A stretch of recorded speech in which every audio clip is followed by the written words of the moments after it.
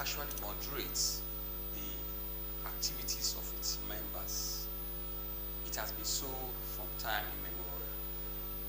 Journalism started, let's not say immemorial, it started in Nigeria in 1955. So it's some years back. We celebrated 70 years last year. So it's quite some time. But then we are guided by ethics. Ethics are not enforceable. Okay. So that is the basic challenge that we have as a union. You need more than ethics to moderate the recalcitrance. Use the word. You need more than ethics to moderate the excesses of some persons. We need to back ethics with law. Ethics become meaningful.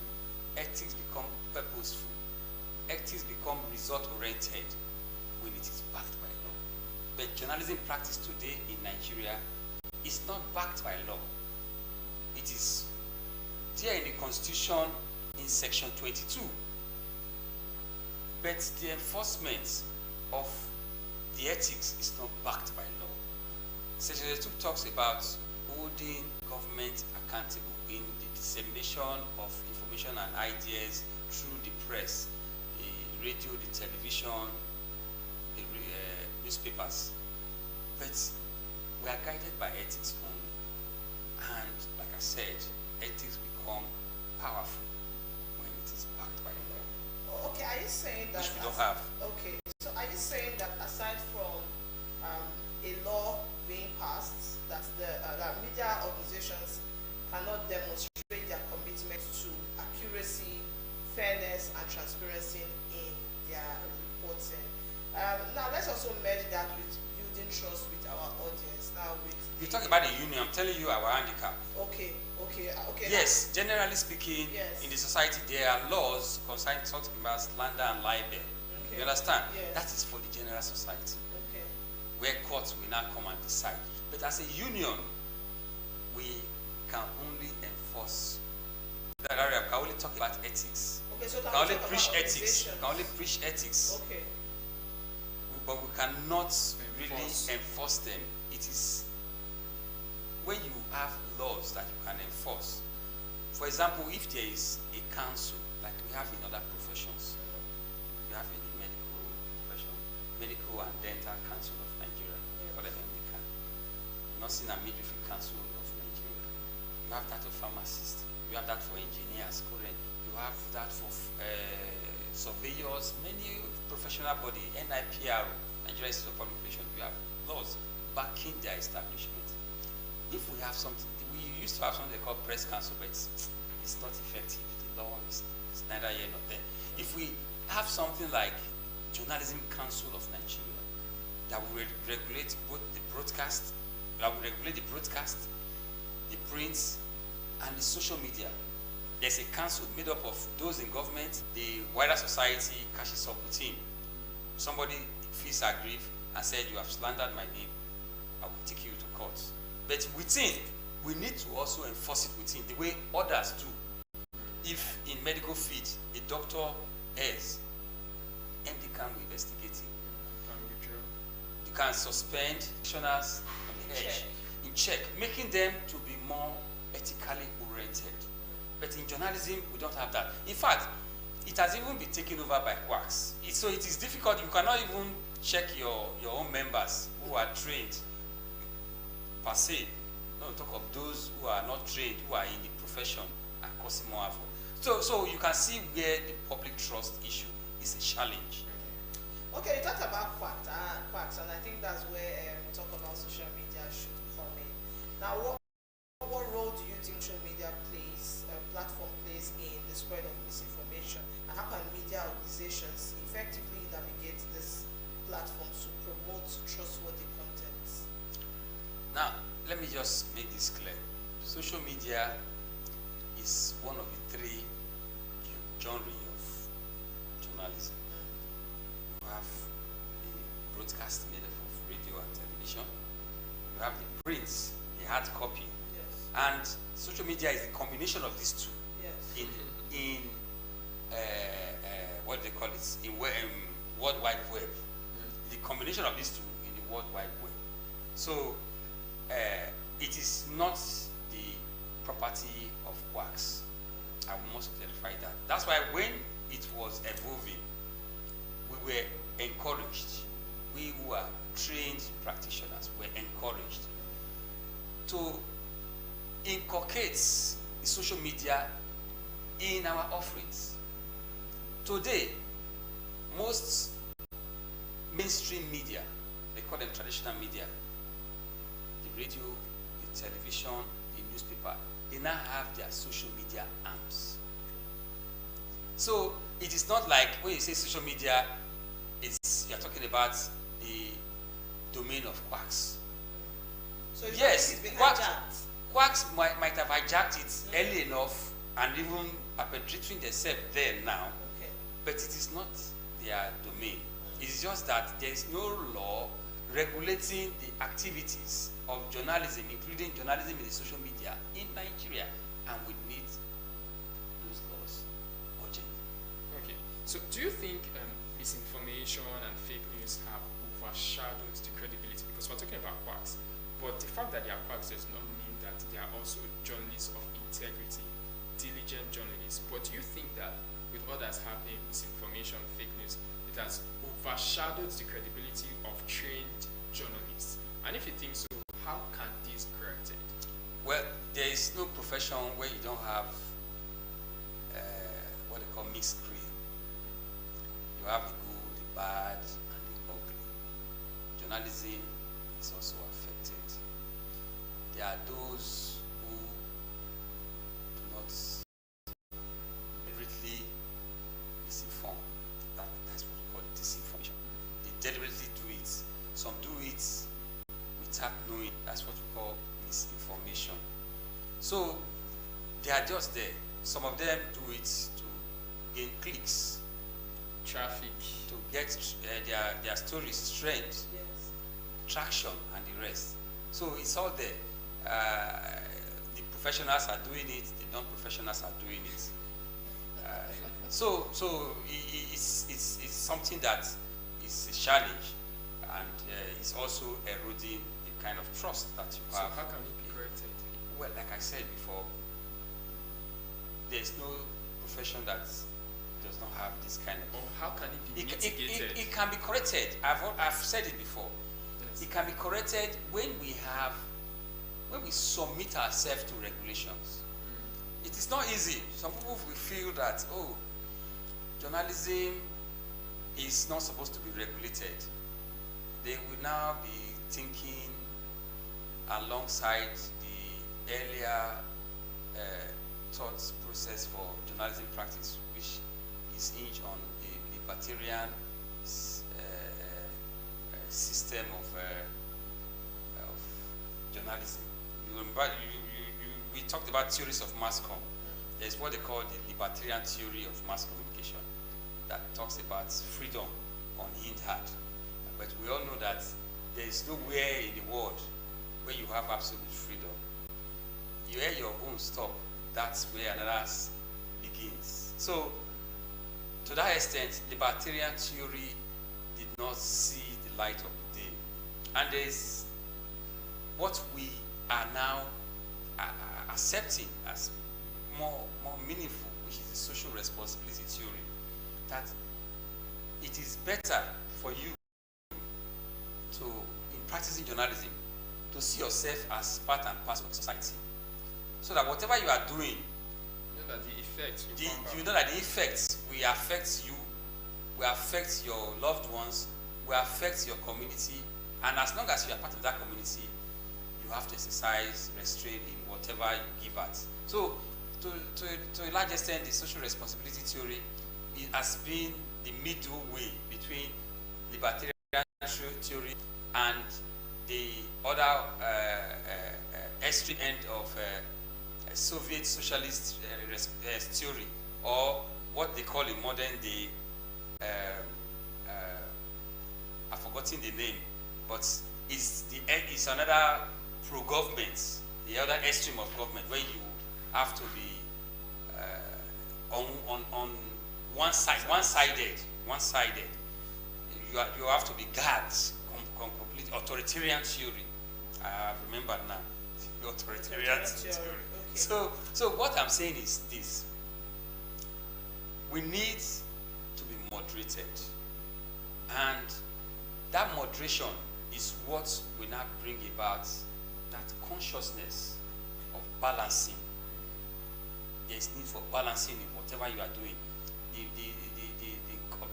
When you talk about objectivity as a concept in journalism, it encompasses objectivity, factuality, neutrality, and balance.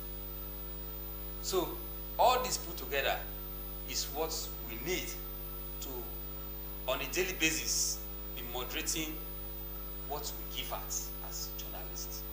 We need to be moderated through the codified grid called ethics, but made more enforceable through laws. So we need to submit ourselves to moderation, like other professionals are doing. We have not submitted ourselves to moderation, and there have been several attempts since I started practicing journalism over 25 years ago. There have been several attempts to moderate journalism in Nigeria, but unfortunately, some persons usually see it as a deliberate ploy to gag the press. No. The way it is now,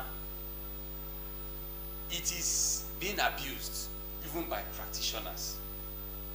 But if you submit yourself to moderation, it means that there will be a council that will be regulating the practice of journalism in Nigeria, right from the training institutions. For example, there is this Nursing and Military Council of Nigeria. They will determine the number of nurses you will employ, you admit into your institution, based on the facility that you have. The same thing with medicine, pharmacy, all over. That's part of the moderation we're talking about. And even after you have graduated, you still have to go for what they call proper induction to make you understand where you are. They call it law school for lawyers. Medical people, they have their own name. It's for you to ask. For doctors. It's for you to no. It's a kind of school. It can be housemanship. Yes. Because it's also a school. You will be trained in the profession properly, not just the one that you experience in the 4 walls of a university. So journalism has not gotten there yet. In fact, it pained me that non-professionals went ahead to unbundle mass communication without knowing the implications of it. You don't unbundle a profession that is still at its infancy. It is when you have finished learning everything about the profession, you go into masters, then you can unbundle it at that level. Yes. But unfortunately, the people who presided over the unbundling are mostly non-professionals. People did not study mass communication, so they went and unbundled it. That is where we are now. So we continue. Are you saying the union is not strong enough to regulate this? It's not about the union. Okay. The union is just a stakeholder in this whole exercise. We need other stakeholders to help us because we are part and parcel of the society. We need, for example, if you are talking about coming up with a council, there has to be a legislation right from the House of Representatives. The legislation that will bring about the creation of a council. But we did that like 2 times in the past. But ignorance on our part as a union, on the part of Guild of Editors, I'm sorry to say this, but it's the basic truth. We allowed ourselves to be used by Newspaper Proprietors of Nigeria, those who employ journalists and other persons, Broadcasting Organization of Nigeria, private owners of, and government and private owners of broadcast institutions, or no, broadcast outfits in Nigeria. You know why I'm saying this? These are our employers, NPN and PON. They are our employers. They employ journalists. But in Nigeria, missing a lot. They just employ you, throw you into the markets, go to state, go to Delta State, go to Edo State, without proper arrangement for you. And again, they even employ non-professionals, people who did not study the course. Once you just have flair for journalism, or you can be trained and you will not be deployed, you will just be given some kind of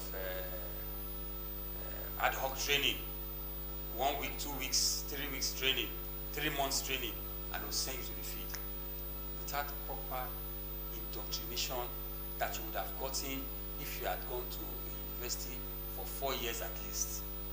They will now put everything in you within 3 months at most.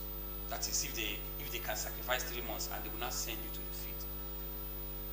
Worst of all, no accommodation, no letter, for example, no formal letter. They just give you introduction. Go to Delta State and introduce yourself as the correspondent there. These people are not paid salaries. And you see, when they come here, they don't know anything about ethics.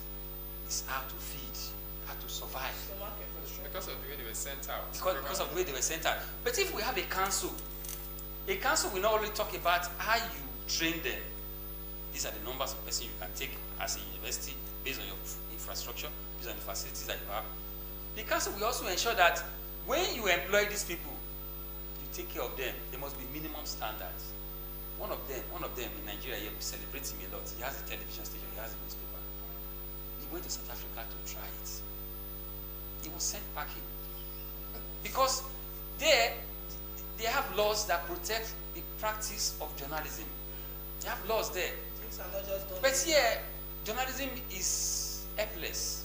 No law backing the practice of journalism. It's not about just welfare alone.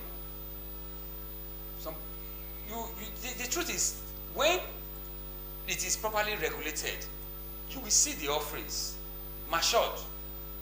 People will be forced to learn the trade in depth, so that when they are making stories, the stories will be stories that are accurate, verifiable, and responsible. That's why I said journalism is the pursuit of truth and public interests in a disciplined way.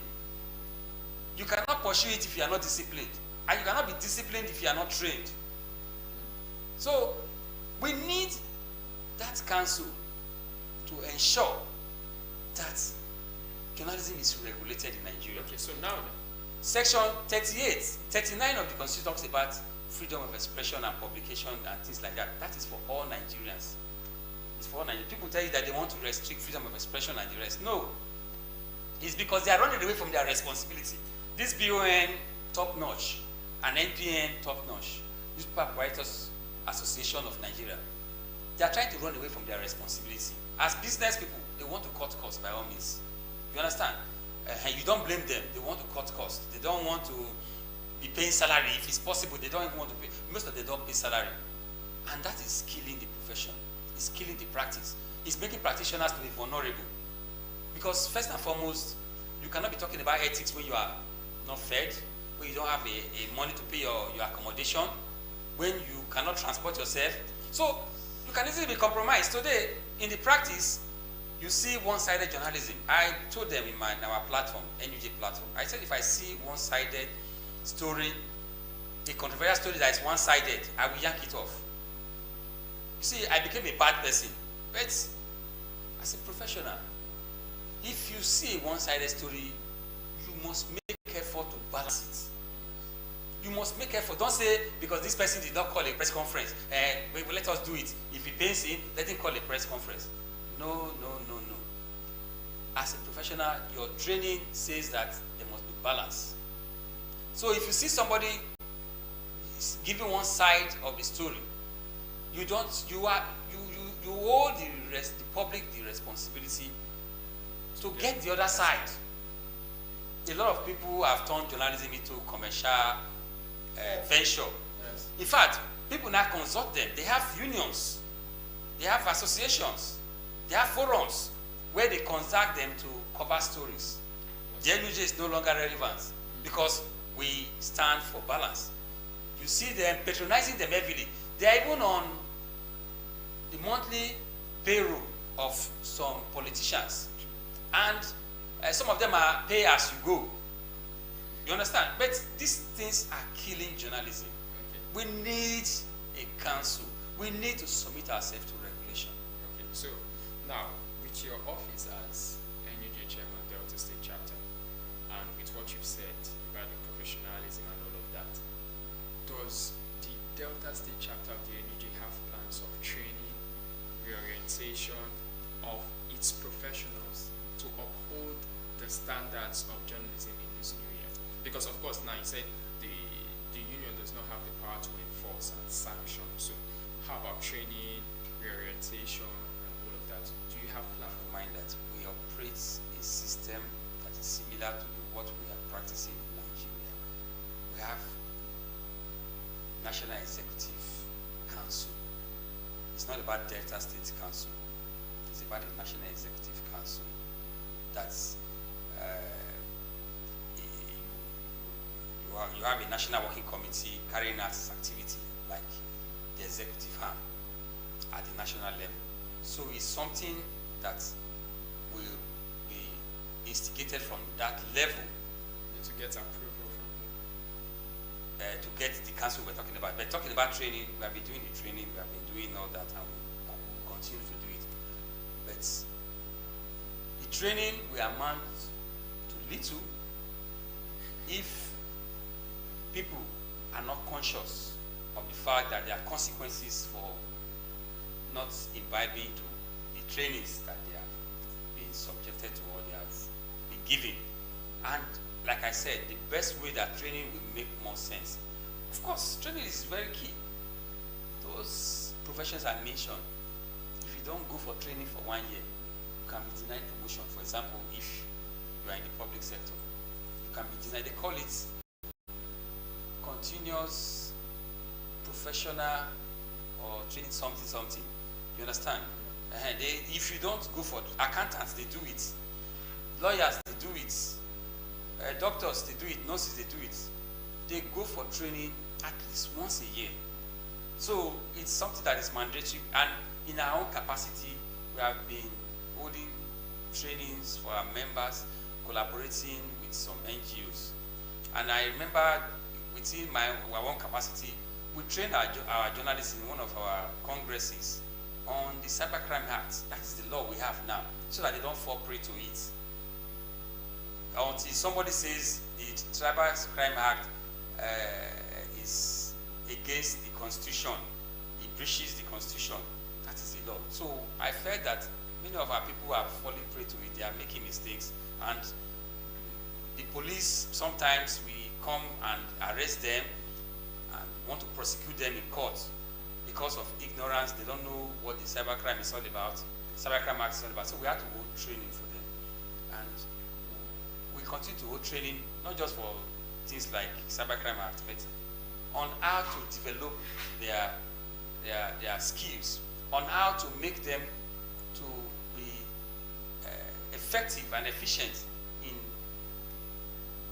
journalism practice. So it's something. Training is a continuum. You can never overtrain anybody. And I'm sure this includes engaging your audience in the right way, right? Even what I'm doing is part of training. If I have a clip here, I'll put it in our platform for them to know.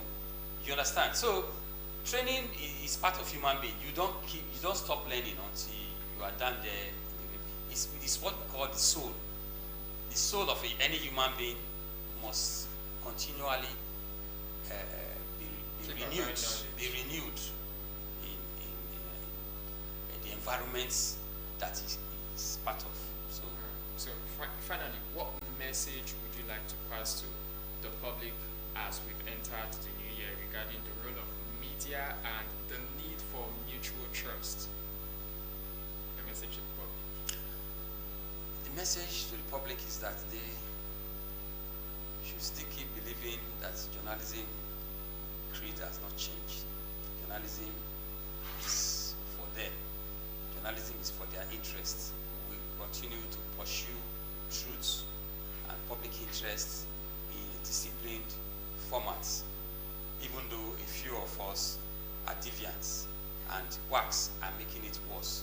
So we continue to be responsible, we continue to be transparent, accountable to the society, and that is our calling. We will not backtrack.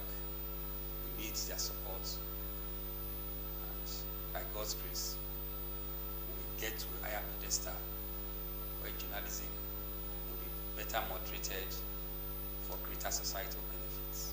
All right. Amen. I think we have to say amen.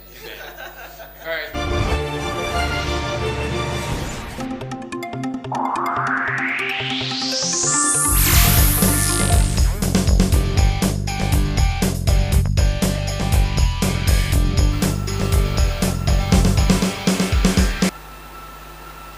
That was an interview with the NUJ chairman, Delta State Chapter, Mr.